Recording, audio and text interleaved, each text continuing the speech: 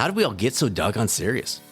If you're a regular listener of the Catalyst 360 podcast, you're likely a high performer, making the most of each day and every opportunity. Yet sometimes in the midst of doing so, we lose our playful self. We're good at work, at getting things done. Play? That's for later. Unfortunately, that later can continue to be pushed back indefinitely, and our lives turn into a treadmill of checklists and a closet full of trophies. That tendency does not have to continue, and today's guest, Dr. Beth Kurland, will help chart the course toward reclaiming our playful lives. Welcome to the Catalyst 360 podcast. I'm your host, Dr. Brad Cooper of Catalyst Coaching 360, and today's guest is clinical psychologist and award-winning author, Dr. Beth Kurland. Drawing on mindfulness, neuroscience, positive psychology, cognitive behavioral therapy, and acceptance and commitment therapy, she helps individuals not only enhance their inner resources for resiliency and well-being, but also reclaim their sense of play. Her latest book is Dancing on the Tightrope, Transcending the Habits of Your Mind and Awakening to Your Fullest Life. Speaking of awakening to your fullest life, if you're a coach listening to this and you've not yet registered for the Rocky Mountain Coaching Retreat and Symposium up in Estes Park, Colorado this September, please don't wait any longer. It is no exaggeration to say this is the event of the year for health and wellness coaches. We have top-tier keynote speakers, including MBHWC Executive Director Leanne Webster this year. There's time to relax and get refreshed, incredible scenery, and a total investment that is probably 50 to 60% less than the cost of typical conferences and housing. All the details, including the 6-month no-interest payment option, as well as group discounts, are available on our Institute website at catalystcoachinginstitute.com. And for the employers out there who are looking for ways to enhance your benefits program and provide more meaningful support for your employees' physical and mental health, Catalyst Coaching 360 might be exactly what you've been seeking. Best-in-class coaching you can integrate into any program or platform. Details at catalystcoaching360.com or reach out to us anytime you'd like. Results at catalystcoaching360.com. And now it's time to rekindle our playful nature with Dr. Beth Kurland on the latest episode of the Catalyst 360 podcast. Dr. Kurland, thanks for joining us. We're talking play today, so hopefully we'll kind of have some fun with this. Yes, I'm looking forward to it. Thank you so much for having me. The thing that drew me to you as I was reading some of your articles, just the idea play is just a hard thing. And that seems so counterintuitive. Like, what do you mean play is a hard thing? Like, why is play this pleasurable thing for so many of us, a lot of the high performers, especially that are listening? Why do we struggle to make that a regular part of our lives? Yeah, that's a great question. I think that as kids, we innately know how to play. And as we get older, we really lose connection with that. And part of that, I think, is our adult responsibilities that we take on. I think that the stress that is in our world and in our lives and managing jobs, career, family, whatever people are doing, that there's a lot of, I see a lot of stress and anxiety in certain the clients and the people that I work with. And I think that's only become heightened, unfortunately, in more recent years.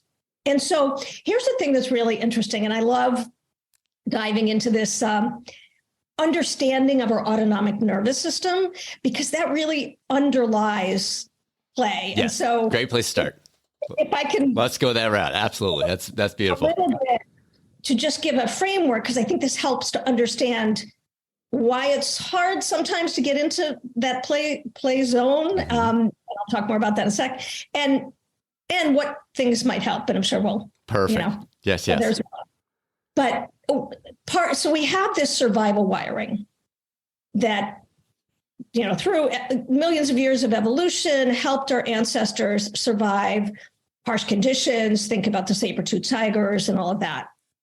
And these survival circuits are active a lot of time when we may or may not even be aware of it in our modern day lives. So we have this part of our brain and nervous system that is constantly scanning our environment for either cues of threat and danger or for cues of safety. And when we pick up cues of threat and danger, and again, this is under the surface of our conscious awareness. Don't even know what's happening. Right. Happening all the time, those cues of threat trigger these survival circuits.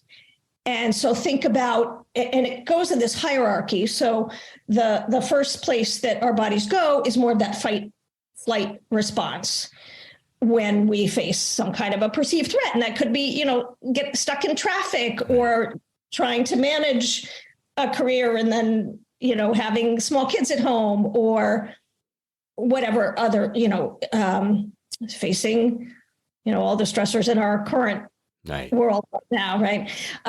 So that circuitry gets activated, sympathetic nervous system gets aroused, gets turned on, and our body is always trying to predict, and the brain is really a predictive machine. Yes. So what resources do I need to allocate in order to deal with this current situation? And if the brain perceives threat, then these resources, the sympathetic nervous system revs up, heart rate goes up, blood pressure may go up, stress chemicals get released into the body. We're preparing to deal with whatever that threat is. And when that happens, we get a little more tunnel vision, or sometimes we can get a little more scattered, but often it's more of that narrow focused tunnel vision. And then if that doesn't help to solve the problem, or if we're really dealing with something more overwhelming, we can go into that shutdown collapse mode. And so those are our two basic modes, if you will, of this survival circuitry. And so play really lives in a different place. And when our body is perceiving more cues of safety than of threat, then our social engagement system gets turned on.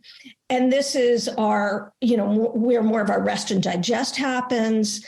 This is really where we feel a felt sense of safety and, importantly, connection with others. So when these circuits are turned on, and there are specific circuits very much mediated by this vagal nerve, it actually puts a little bit of a brake on the sympathetic nervous system activation, and we feel more calm, we feel safe, it allows us to be in connection. And play is a really interesting blended state. So you have a little bit of that sympathetic mobilization, but you also have a lot of safety and calm, that calm energy. And so those two together, when they're intermixed, we're in what Michael Allison, who's a coach, a high performance coach and polyvagal expert, he calls this the play zone. Okay. And I love that term. And so when we are feeling more safe and when stress is not revving up our nervous system, that's when we can access play.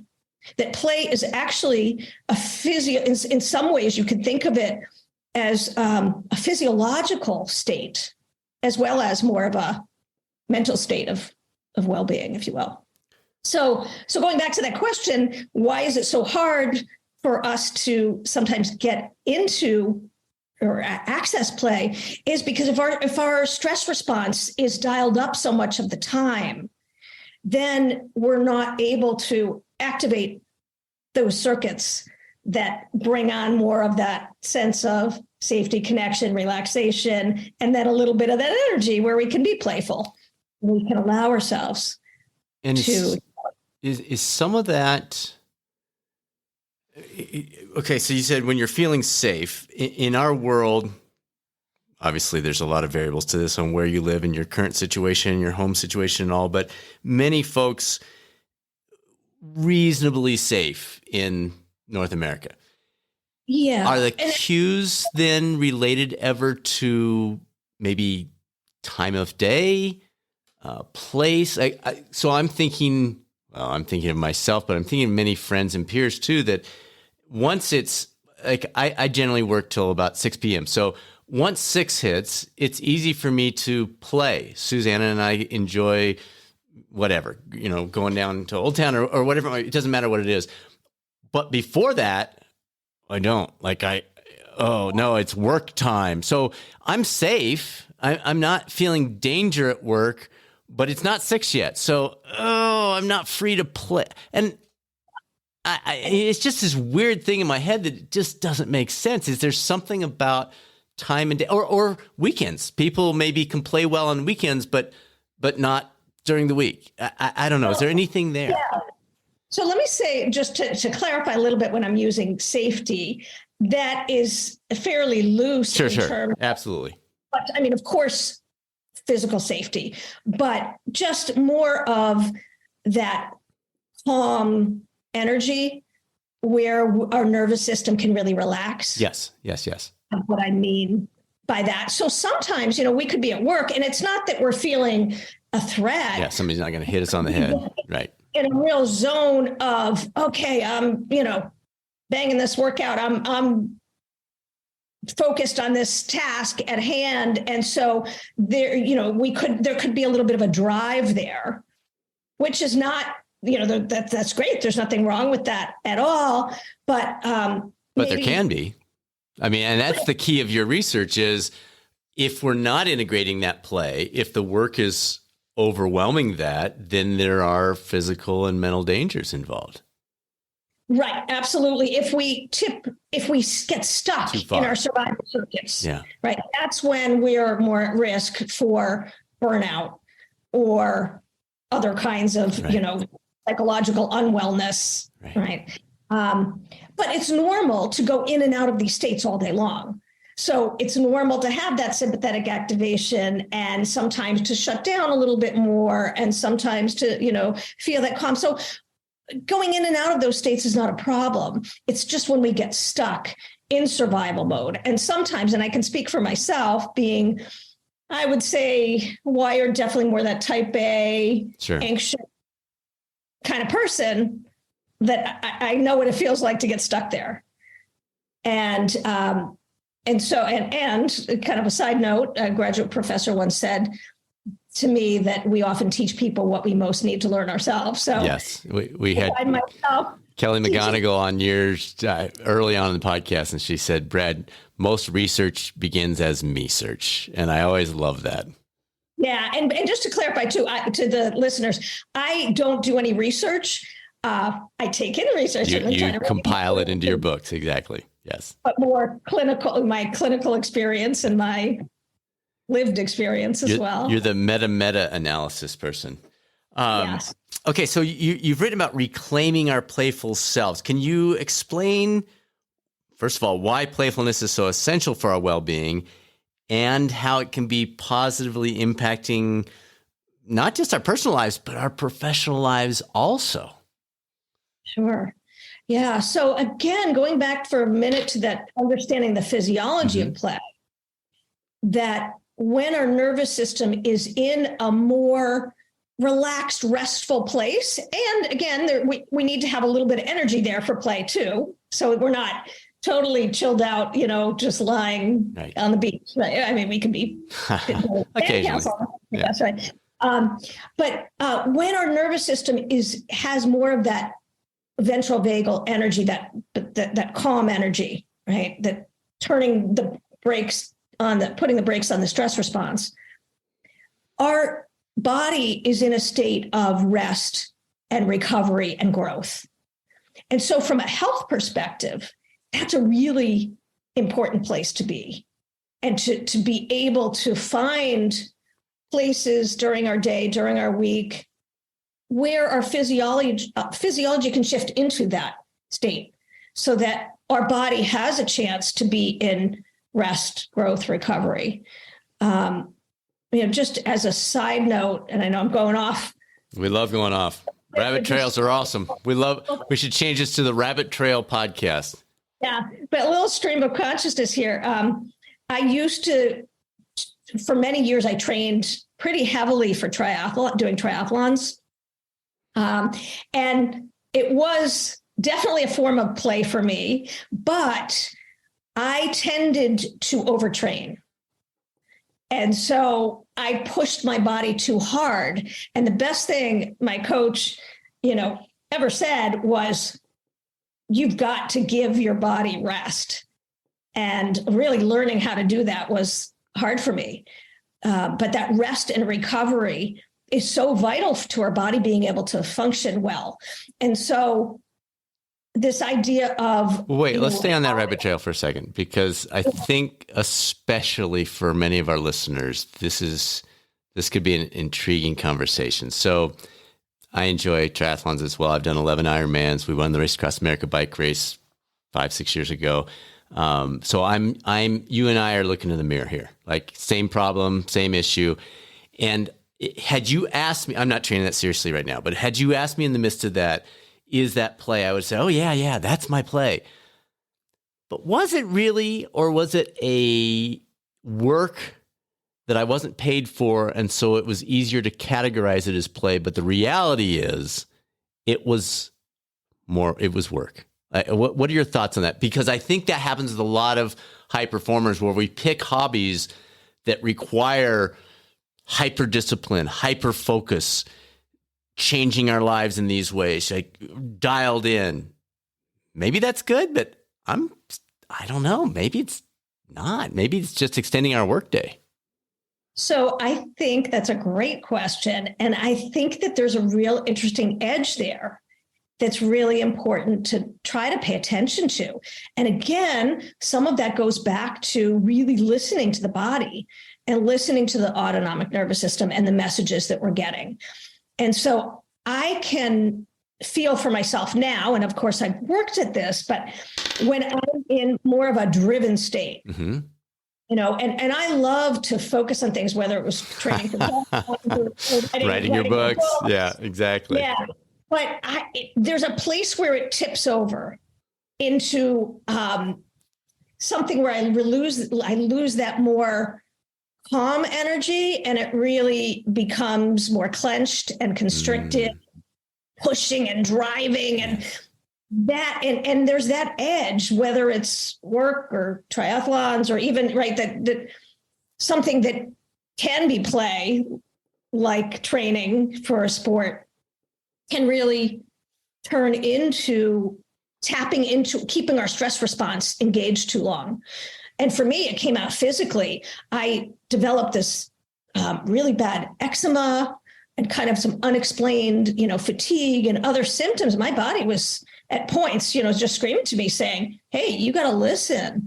So hopefully we catch that earlier on and just be able to have daily ways of listening to our bodies and knowing our nervous systems and catching that edge. Am I in survival mode or am I in thriving mode?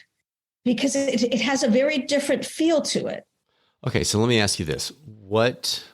Two options here. So we had Marco Altini, who created the HRV for Training app, talking about HRV. And from that, the basic concept was that's a great recorder of all your life stressors. So yes, it captures your workouts, but it also captures your travel, your lack of sleep, your alcohol intake, your personal stressors, your family stress, et cetera. So question A, have you integrated something like that in with clients or yourself or others? Or is this a rabbit trail that you haven't yet explored? And then I have a second follow-up question to that doesn't involve HRV.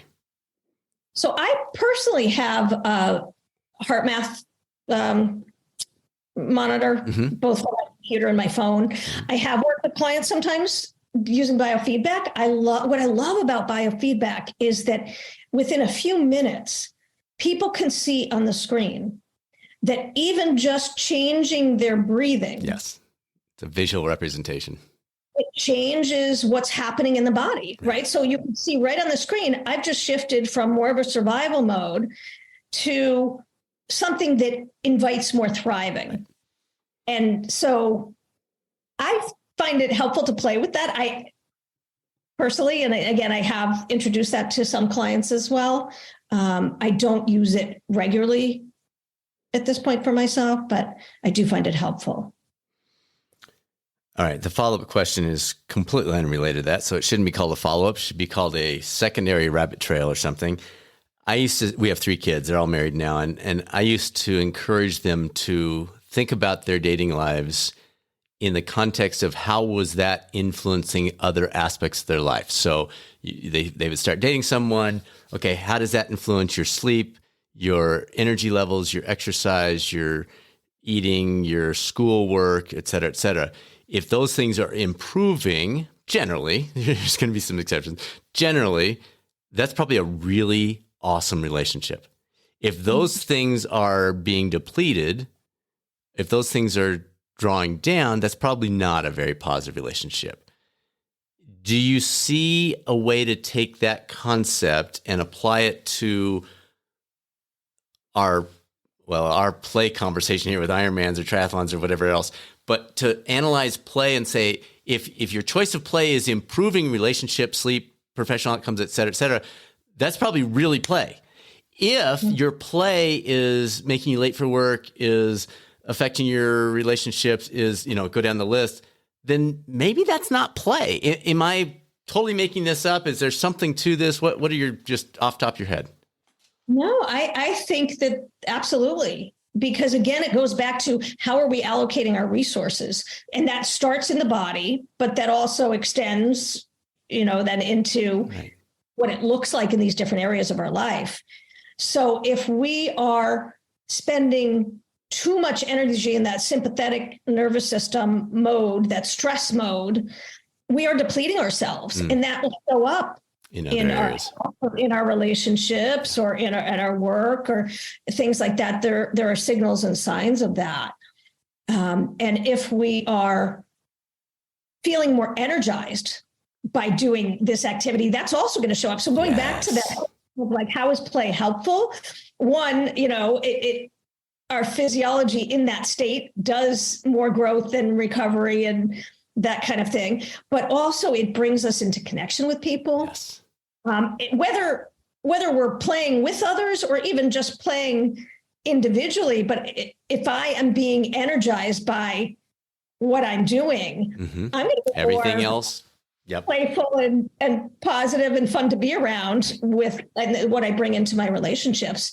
And similarly, in terms of then the energy that I might have to bring into work or into other things. So I think that it has a trickle down effect in a lot of areas that can be really helpful. And I think also play can help us be more resilient. So when we face those challenges, if we have had ways of resetting and restoring and letting our nervous system be in this more playful state, when we do hit those challenges, it can be a little bit easier to, have the energy to manage. Right. You've got more to give. All right. As adults, I'm going to use the word many, maybe it's most of us have lost touch with that playful nature. What are some of the practical steps? We love practical stuff on this show. What are some of the practical steps or exercises that people can do to cultivate the mindset piece? So not necessarily, you buy a gardening tool and you walk outside, but just the mindset of play, bringing that into our lives more consistently. Yeah. So a couple of different directions my mind is going here. One thing, and I want to come back to this question, but slight segue of just even differentiating that play from what tips into something else, right? Is being able to drop into the body. And so maybe some listeners have had experience with meditation or things like that, but it can be really simple. And even if you were to think about, I don't know if you're still doing triathlons now or not, but if you were to say, be in the middle of training and kind of think about, wake up, think about your day ahead and, okay, I'm going to go to the pool and I'm going to, hang out so many laps and then I'm going to go for a run or whatever. And you're just imagining that and playing that out in your mind and then really noticing what's happening in your body. That's interesting. Up? Are you constricting? Yes. Is there a little bit of breath holding? Is there an openness? Is there a little flutter of excitement? Is there a feeling of ease in the body, right? Or less pressure in the chest?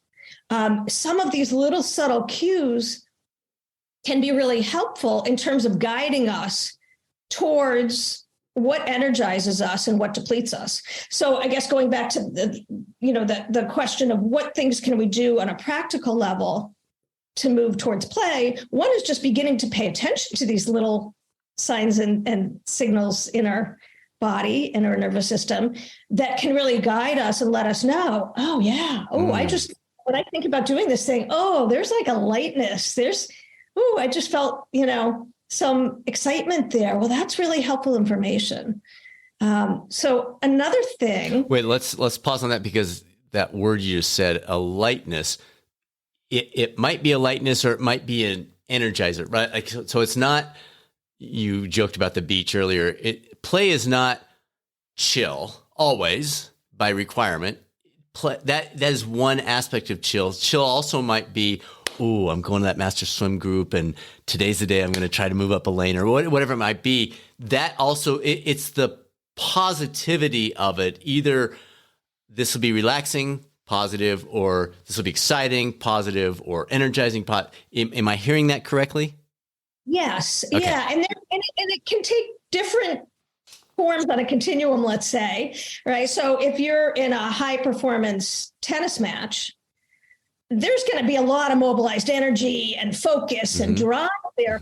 But ideally, there is some access to this, again, I'm using this term ventral vagal energy, the part of our vagus nerve that innervates our organs and our heart and so forth. That when we have access to that energy, there's a little bit of calm groundedness there that allows us to really not lose ourselves in the stress response, if that makes sense. So play can have lots of different levels of mobilized energy from lower to higher. Okay. I guess I would. Okay, good. And then I interrupted you. I'm sorry. Where were you going? So you were asking other practical ways for thinking about cultivating a playful, I guess I would call it even a playful mindset. That we have the actual verb of play, and then we have the mindset of playfulness too, that we can just bring qualities of playfulness into our day. But here's a fun exercise that I recently led people through in a workshop.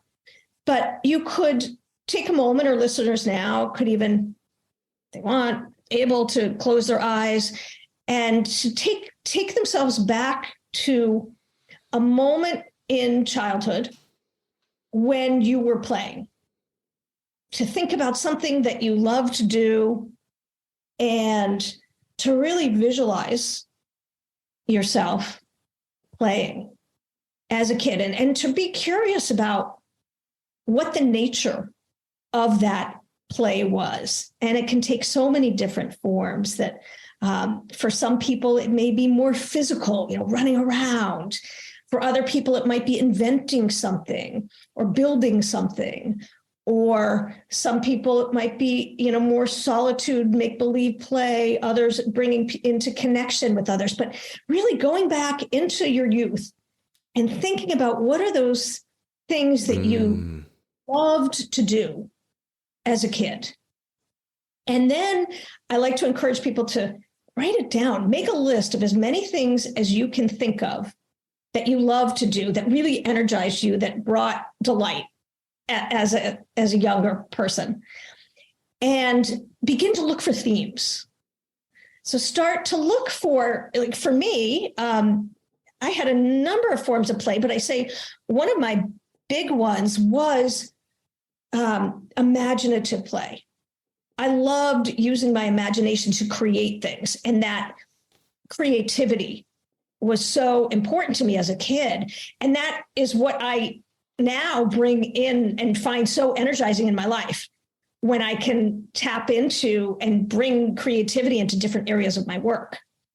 So to really think about what was it that energized you as a kid, and then how do I take a small action step that would translate that into my current life? So even something silly but fun, like my husband. So he was kind of just like a real builder and inventor as a kid. But during the pandemic, he really discovered this idea of creative cooking, of inventing. Oh, you benefited from that one, huh? Oh, yeah. Oh, yeah. I hope my wife doesn't listen to this episode. I don't want her getting any ideas. A lot of years, but I'm sure benefiting now. Yeah. But he loves being creative in the kitchen and just inventing new things and trying new things. And so in some way, I would say, yeah, that is a form of play. So how do we translate whatever we love to do, the things that energize us? And maybe it's, doing a craft project, or maybe it's joining an organized sports team, but it certainly doesn't have to be that formal. It could just be finding small ways of bringing a little bit of, again, this quality of whatever people find energizing or things they love to do into their adult lives. Okay, so love how you phrase that, bringing it into your adult life. I think I make the mistake of thinking, and maybe it's a guy thing, I don't know, play is this category, work is this category, volunteering is this category, exercise this category. I'm starting to think the categories don't help. Like, let's just mix them all together. The more I can make exercise, play, and volunteering be something that really is something I enjoy. And is there an element of that with your play discussions and writing of let's stop putting play over here on the shelf that I go get it when I have a little time, and instead let's build play into our work, our volunteering, our cooking, our exercise, et cetera. So is there some element of that? Am I hearing that? I think that's wonderful. I think that's wonderful to be able, if we can find ways of doing that, and even just making it a little more intentional, right? So again, it starts with some sense of feeling sort of calm, safe, connected enough to allow for that to happen. And when our nervous system is in that state, we have access to play, but we also, I should say, because I think this goes so hand in hand, we have access to exploration and creativity and learning and, all of these things that we don't have access to when you're being chased by a tiger. Yeah. The only thing you're thinking is, I got to get out of here, right? But when we can access that nervous system that is in a more calm, connected state, and then that playful energy to it, there is, it's like a treasure chest opens. Yeah. I see it. Totally. And all of these inner qualities that we all have access to, but they can get lost when we're stuck in those survival circuits, suddenly become available. And so we can bring creativity into our work. I'm thinking of, just this high school teacher that of my daughter's years ago. And what a wonderful teacher, in the way that he brought creativity into the classroom. And it was play for them, but it was learning, but it was just so wonderful. And he was clearly connected with his own playful self in order to bring that kind of creativity into his workplace. And so when we're tapped into that playful mindset, then there are ways that we can think outside of the box at work. We have access to greater problem solving when we're not in the throes of our survival circuits. We can really, it's that thriving. And interestingly, Barbara Fredrickson, who is a researcher and she wrote many wonderful books, but a book called Positivity, she talks about this broaden and build theory. And this idea that short-term, more of what we think of as our negative emotions played a role in really, helping us narrow our vision to escape whatever dangers we had to. But positive emotions, or this positivity, also had survival value, but it was more long-term, that when we weren't being chased by that tiger and we were feeling, more sense of safety, that's when we could explore.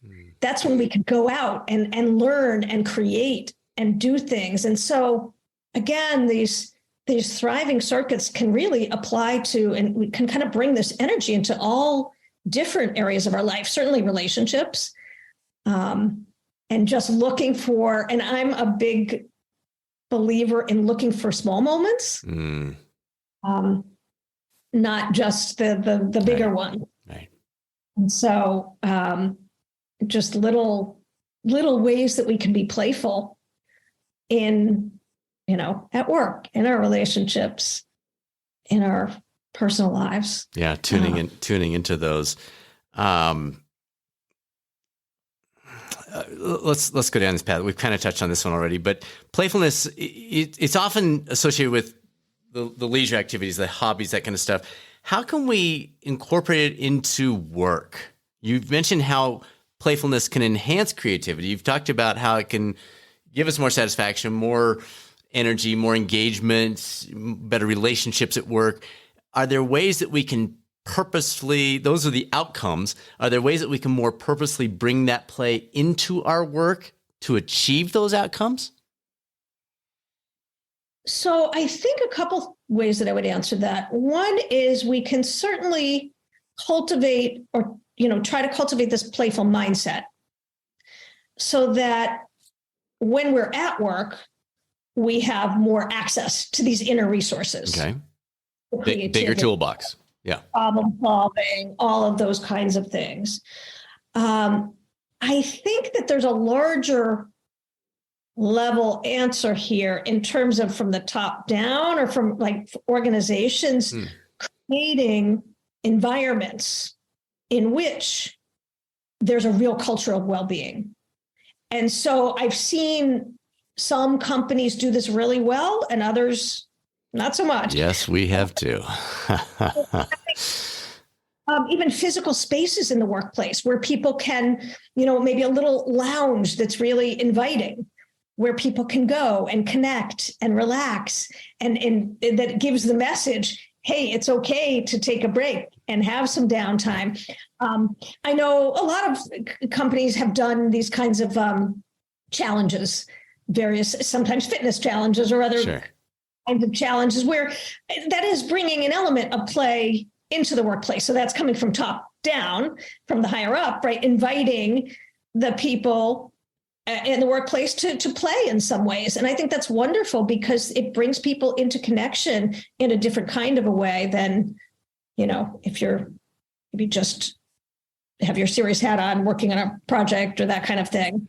I think, again, creating this culture of well-being at work. I've seen companies have retreats or softball games, to try to get people outside of the workplace a little bit and invite in an element of fun. And when that happens, people can then bring more of that playful energy back into the workplace. So I think it feeds in a helpful way. But that is more dependent in some respects on, organizations. But here's, even a simple thing like, and maybe this is a silly idea, but kind of popped into my head. We'll take it.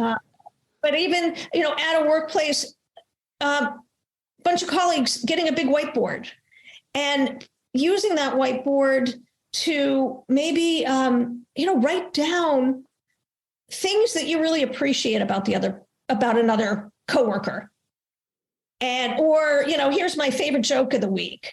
I don't know. Make it playful. Like, how would that change? Our kids don't like my jokes, Beth. I don't know. Just trying to think about, right, a little bit of playful energy or different kind of energy than we're maybe used to in the workplace to create a different tone. To open that up. And a different message. Yeah. Okay, good. So let's go broader here. Society tends to be all about productivity, seriousness. You got to have that first. How do we challenge that mindset? How do we create a culture? You've talked about a little bit of a work setting, but how do we create that on a collective level that rewards isn't the right word, but brings out more playfulness of what we're doing?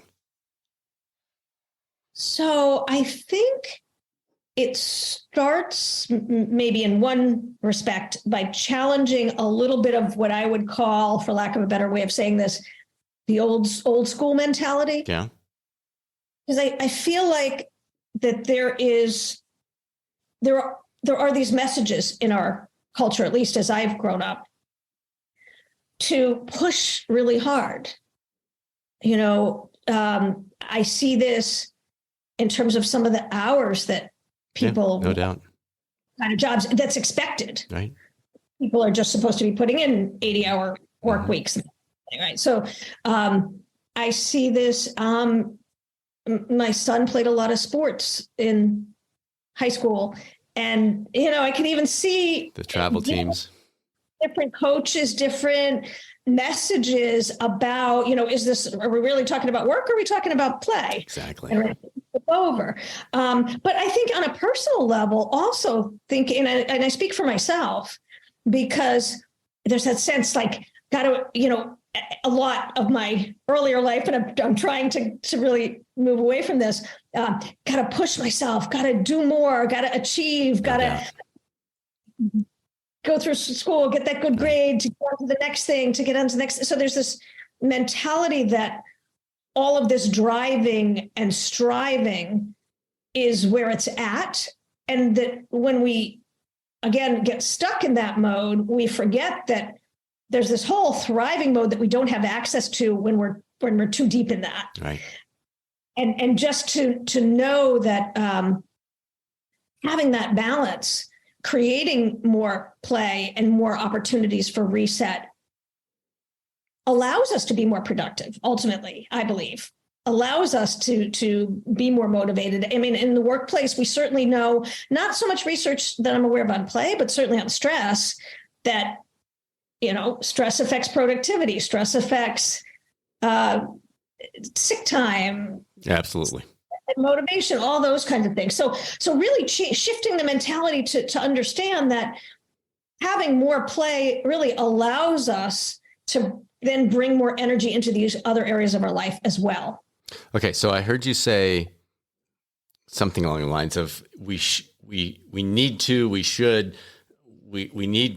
shift our mindset from work to the value of play. I love that. How? Like, that's my struggle is okay. And probably a large percent of the people listening are like, I'm on board. Like, I like this idea, but I can't shut it off. I feel like I should be working. So I'm a big believer, like I said, I'm going to come back to these little moments and little minutes in the day. And so being able to even look for, so rather than thinking maybe bigger, oh my gosh, I got to really shut things off and chunk out this big time for play, that kind of thing. One of my favorite things to do when I'm in a playful mood, and I have to kind of remember to do this, but even something like doing the dishes and just putting on my, Alexa, sure. Play, yeah. and jamming out. And I love to dance. It's beautiful. That's perfect. I love to dance. And so, dancing around the kitchen for a few minutes while I'm washing the dishes or putting the dishes away, like, that is so uplifting when I do something like that. And it only takes a few minutes. It was my husband and my anniversary the other day. And we were standing in the kitchen. It was just a fun, spontaneous moment that, wasn't planned at all, but just it's like, Alexa, play our wedding song. And we just, I love that. It was just like 3 minutes, but it was so joyful in that. Or even, I'm just trying to think of other little personal examples. I was going for a run the other day, and it started to rain, and I was right at my car, and I, sort of typically maybe say, okay, good. I just got here just in time. I'm going, but I was like, heck no, I'm run in the rain. And I just wrapped my phone up because I was playing, really fun music, and just made sure it wasn't getting wet, and just kept going. And so but really allowed myself to just get wet, to really get soaked and to just have fun in that moment. Right. So we have these little opportunities in the course of our day for just taking even some of our mundane routines and making them more playful. And here's a really, maybe this particularly silly example, but I think changing things up, sometimes we do the same thing the same way over and over again in so many parts of our life. Oh, yeah. So once in a while, I'll be playful and like, while I'm brushing my teeth, like stand on one foot and see how long I can balance or something. Just doing the chores around the house, and my kids and I used to do this. So this was a fun one when they were little, trying to get them to, cooperate or whatever. Let's set the clock, try to beat the clock, and how fast can we get? But I did that the other week. I was just by myself, and I'm like, I will take a game out of this because otherwise it's a little dull, So little moments of bringing playfulness into our day don't take a lot of time, but they can really shift our energy.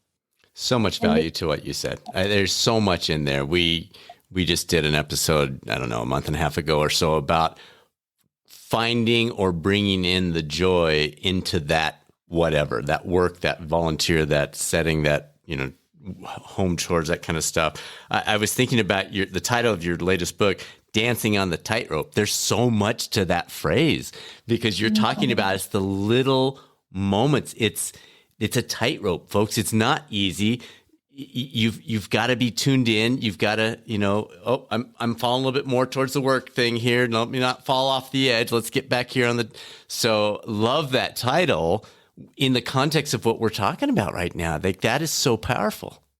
I actually got the idea for that title in watching a performance of I forget the name of the group, but they're amazing. And they do all kinds of acrobatic things and, amazing things on this tightrope that I was just watching. And I love dance. And it's like, and life can feel like walking on a tightrope. Oh, so much. And so how do we find that playfulness? And the book sort of goes into a lot of other things. I'm looking at our mental habits that we can get caught in and practical tools for really working through those. But great title. And I was laughing at your timing thing. We have family in Arkansas, and we live in Colorado. And so for 29 years, we did 2 drives each way to and from Little Rock. And one of the years we decided to do, and you'll appreciate this as a triathlete, transition times.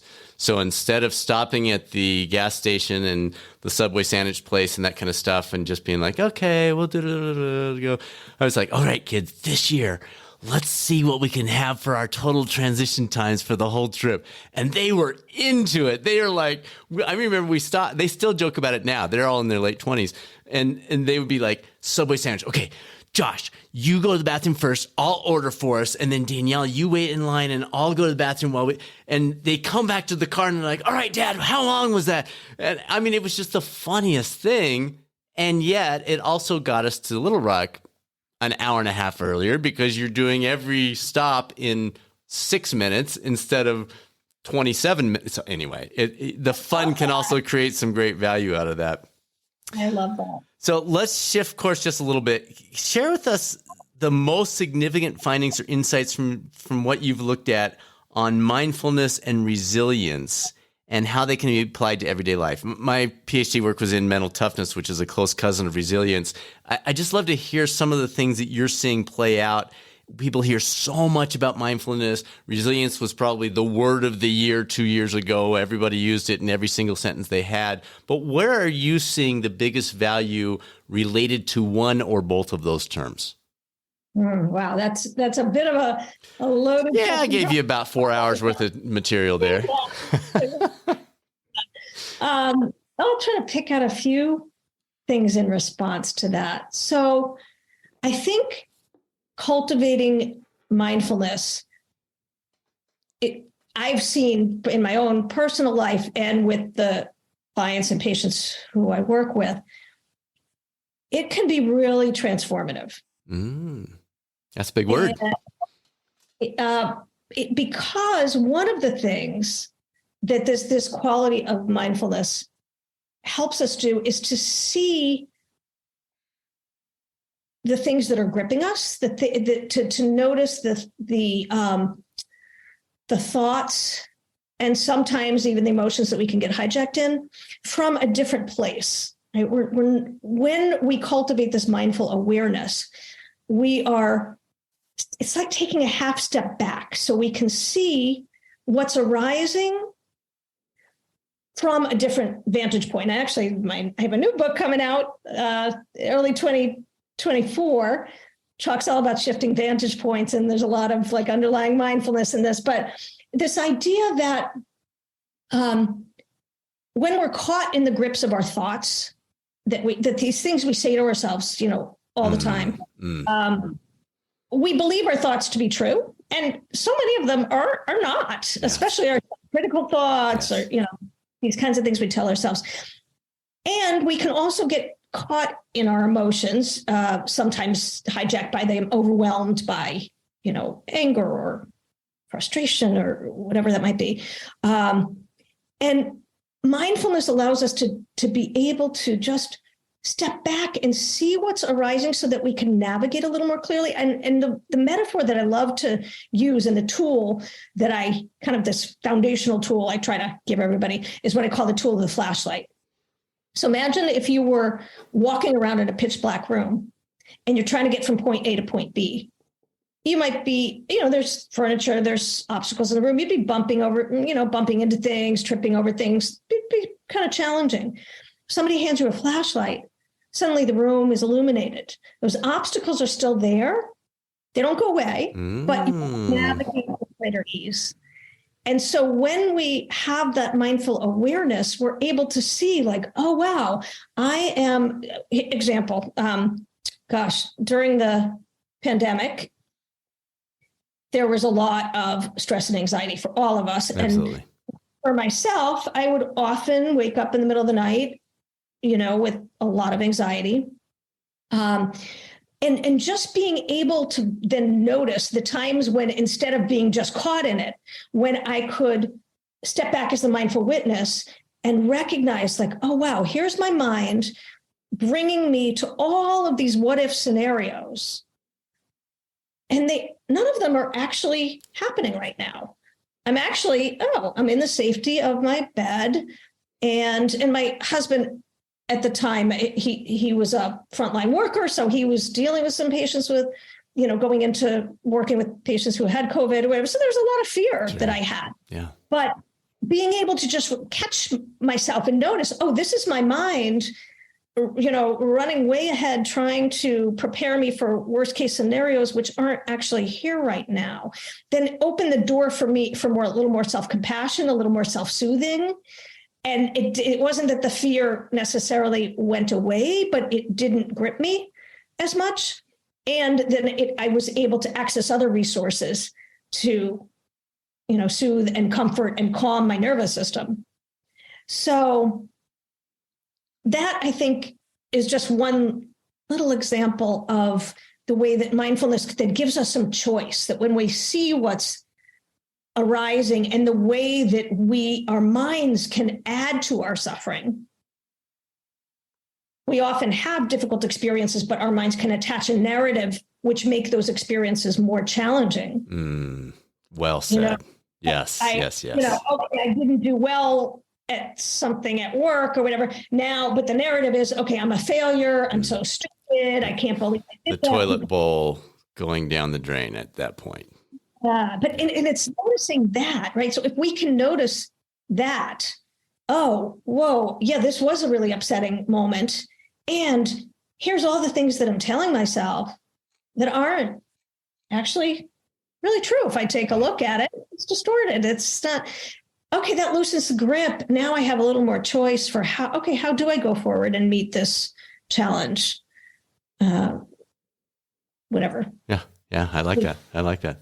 And then on the resilience side, is the mindfulness setting up the resilience, or are there a couple other things on that front that you think would be helpful to bring out? So I think mindfulness definitely is a benefit. Yep. I also think other tools. So another of my favorite tool. I try to think about, my mind thinks in very concrete pictures and images and so forth. And I find that just in terms of trying to teach people practical ways to bring this into that. So another practical tool that I really love is the tool of the magnifying glass. And so this idea that one of our mental habits that we can get caught in is Rick Hansen talks about our minds are like Velcro for negative experiences and Teflon. We hold on to all the negative stuff much more easily than we do to the positive 100%. Stuff. And there's evolutionary reasons for that. And it, made sense for our ancestors. And so, I talk about it as we have this Velcro problem. And the antidote, as I like to share with people, is this idea of remembering to carry a magnifying glass with us as we go through our day, because often there are these little moments that go unnoticed or that slip away really quickly, that if we can magnify them, they can help us cultivate some positive emotions that are here. So it might be something like gratitude, even just sitting in the morning, having a good cup of coffee or tea, and just taking a moment to really savor that and to bring the magnifying glass to the experience. Okay, this is just like, 3 minutes right now. This is great, and I really appreciate whatever it took to get this to my doorstep, and all the people who went behind growing these coffee beans and whatever it is, right? It's just a moment of gratitude. But it might be, in an interaction, rushing out the door in the morning versus just lingering in that hug with a loved one for an extra 30 seconds and magnifying that and really taking that in as a felt experience, because there's so many of these little opportunities, even at the grocery store, just a warm exchange with the person, checking out your groceries. Right? Takes no more time. Smile, a little interchange. Those things can go a long way in terms of resilience, I think. Yeah. They add to our reserves. They can lift us up. And then when we do hit those challenges, we have something to draw from. We're not starting from the bottom there. Right. All right. Last one. I want to flip the mirror a little bit here. In what ways, you're the play expert, in what ways are you integrating play into your life, and have those habits or strategies changed over the years? So interesting. In some ways, I would say they've changed, taken different forms. So I have to share a funny thing. When I was thinking back to the things that I loved to do as a kid, one of the things that I have two siblings, and we used to make up all of these games, but one of our favorite games, one of my favorite games, was radio show. That we would pretend that we were on a radio show and we would record it or whatever. So I have to tell you, being on this podcast is a little bit like we're reliving that childhood. Beautiful. But so, when I had my play as a kid, and again, a lot of imaginative play and things like that. I would say when I had my kids, I have two children who are now young adults, but that was such a rich opportunity for me to reclaim my playful self when they were young, because I loved, those moments of getting down on the floor with them and just being silly and being, and I will say this, I think most people who know me professionally probably think of me as a pretty serious person.